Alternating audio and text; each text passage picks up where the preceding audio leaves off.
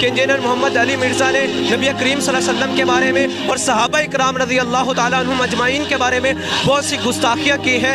اس کے بارے میں آپ اپنی رائے دیجئے اور بتلائیے کہ کیا یہ لوگ ٹھیک کہہ رہے ہیں, کیا انجینئر محمد علی مرزا صاحب ٹھیک کہہ رہے ہیں؟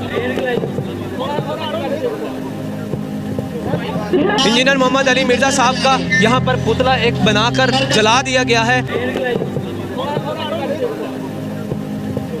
انجینئر محمد علی مرزا صاحب کا یہاں پر پتلا ایک بنا کر جلا دیا گیا ہے.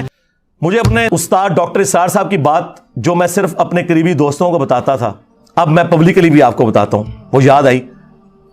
وہ اکثر اپنی ویڈیوز میں کہا کرتے تھے کہ جو شخص بھی رسول اللہ کے پیٹرن پہ دعوت شروع کرے گا صلی اللہ علیہ وآلہ وسلم, نبی صلی اللہ علیہ وآلہ وسلم کی ختم نبوت کی برکت سے ان کا پیغام ان کی امت تک پہنچائے گا, اس شخص کو ان تمام حالات و واقعات سے گزرنا پڑے گا جن سے رسول اللہ کو گزرنا پڑا صلی اللہ علیہ وآلہ وسلم. اگر اس وقت عبداللہ ابن ابی منافق تھا نا, تو ہماری اس دعوت میں بھی عبداللہ ابن ابی کی طرح کے منافقین آئیں گے. فرق صرف یہ ہے کہ ہمیں چونکہ وحی کی تائید حاصل نہیں, ہم کسی کو منافق نہیں کہیں گے, ہم مسلمان اسے کنسیڈر کریں گے. مر جائیں گے, جنازہ بھی پڑھیں گے, دعا بھی کریں گے ان کے لیے. اگر رسول اللہ کے مقابلے پہ ابو جہل تھا, ہمارے مقابلے پہ بھی ابو جہل آئیں گے. اگر رسول اللہ کے ساتھیوں میں دلیر لوگ تھے, ہمارے اسٹوڈنٹس میں بھی نبی صلی اللہ علیہ وآلہ وسلم کی ختم نبوت کے مجاہد دلیر موجود ہوں گے. اگر وہاں پہ کوئی کمزور لوگ تھے تو یہاں پہ بھی موجود ہوں گے. وہ سارے کے سارے حالات و واقعات وہ آپ کو یہاں پہ نظر آئیں گے. میں تو پریکٹیکلی وہ ساری کی ساری دعوت جو ہے نا, وہ عمر سیریز میں جو انہوں نے فلمائی ہے, میں وہ انجوائے کر رہا ہوں. میں پن پوائنٹ بھی کر سکتا ہوں کہ ہماری اس دعوت میں عبداللہ ابن ابی کون ہے, ابو جہل کون ہے, لیکن پرسنل ہونے کی ضرورت نہیں. انجوائے کریں ان چیزوں کو اور اللہ کا شکر ادا کریں کہ صدیوں سے ہمارے آباء و اجداد کو ان لوگوں نے جس گمراہی میں رکھا, وہ تو بےچارے جہاں گئے یا گئے, آپ لوگ بچ گئے. جس طرح وہ آپ کو پتا ہے جب نبی علیہ السلام مکے میں داخل ہوئے تو حضرت ابو سفیان رضی اللہ تعالیٰ عنہ کی جو بیوی تھی ہند رضی اللہ تعالیٰ عنہ, مسلمان ہوگی, صحابی ہیں, تو انہوں نے کس طرح وہ بت گرائے اور پھر وہ روئیں اور انہوں نے کہا کہ مجھے سمجھ نہیں آ رہی کہ میں اس بات پہ روؤں کہ میں اپنے باپ اور بھائیوں کے قتل کا بدلہ محمد سے نہیں لے سکی, یا اس بات پہ روؤں کہ میرے باپ اور بھائی نبی صلی اللہ علیہ وسلم کی مخالفت کرنے کی وجہ سے جہنم کی آگ میں جل رہے ہیں. اس وقت تو حق کھل گیا ان پہ, لیکن اس سے پہلے وہ نبی صلی اللہ علیہ وسلم کی دشمنی میں آپ سے بدلہ لینے کے لیے اپنے باپ اور بھائیوں کا تیار بیٹھی تھی. اللہ نے قسمت بدل دی. آپ بھی ان کی طرح اس چیز پر خوش ہو کہ ہمارے آباء و اجداد جہاں بھی گئے وہ اللہ کے سپرد, لیکن کم از کم اللہ تعالیٰ نے ہمیں اور ہماری آنے والی نسلوں کو اس شخص کے ساتھ جوڑ دیا جس کی قبر مدینے میں صلی اللہ علیہ وآلہ وسلم. یہ تھوڑی کامیابی ہے. تو میرے بھائی یہ کولڈ وار ہے, ٹھیک ہے, ان کے پاس کوئی بہانہ نہیں ہے ہمیں زہر کرنے کا اللہ کے فضل سے.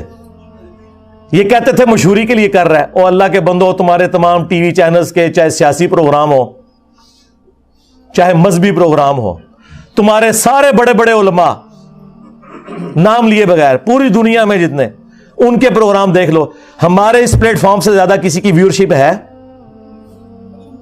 الحمدللہ. جبکہ کوئی مدرسہ نہیں, کوئی مدرسے کے اسٹوڈنٹ نہیں بھرتی کیے ہوئے, کوئی چندہ بک نہیں, کوئی مسجد نہیں, اور اس سے بڑھ کر چندے ان کو دیتے ہیں, نمازیں ان کے پیچھے پڑھتے ہیں. یہ سارے ایک دوسرے کو کافر سمجھتے ہیں, ہم ان سب کو مسلمان سمجھتے ہیں. تھوڑی کامیابی ہے اللہ کے فضل سے.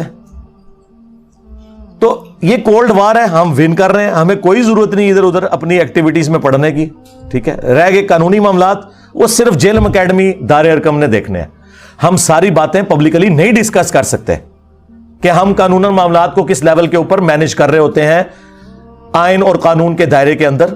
بس ان چیزوں کو پبلکلی ڈسکس کرنے سے ان کی چیخوں کے ساتھ کچھ اور بھی نکل جائے گا. اس لیے ان کو کم از کم اس قابل رہنے دے کہ یہ نماز تو پاک صاف کپڑوں میں پڑھا کریں نا جو پڑھتے ہیں.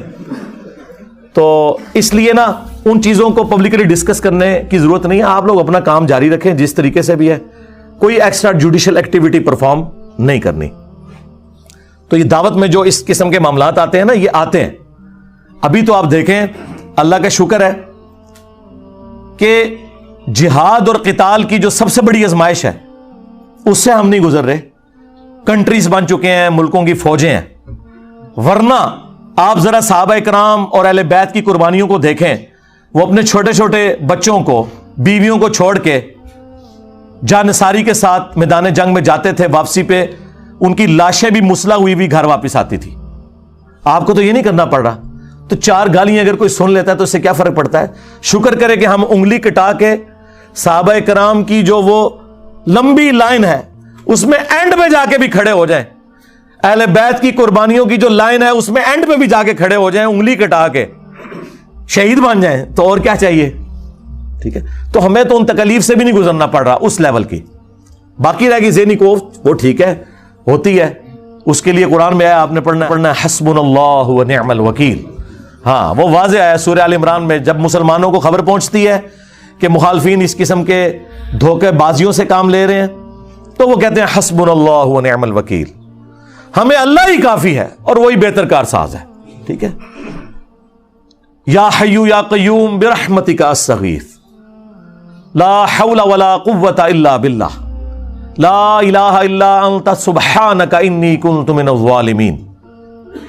اور اصحاب الکہف کی وہ دعا, ربنا آتینا من لدنک رحمہ وہیئ لنا من امرنا رشدا. یہ اتنی دعائیں ہیں, یہ پڑھیں اور اپنے دعوت کے کام کو لے کے چلیں.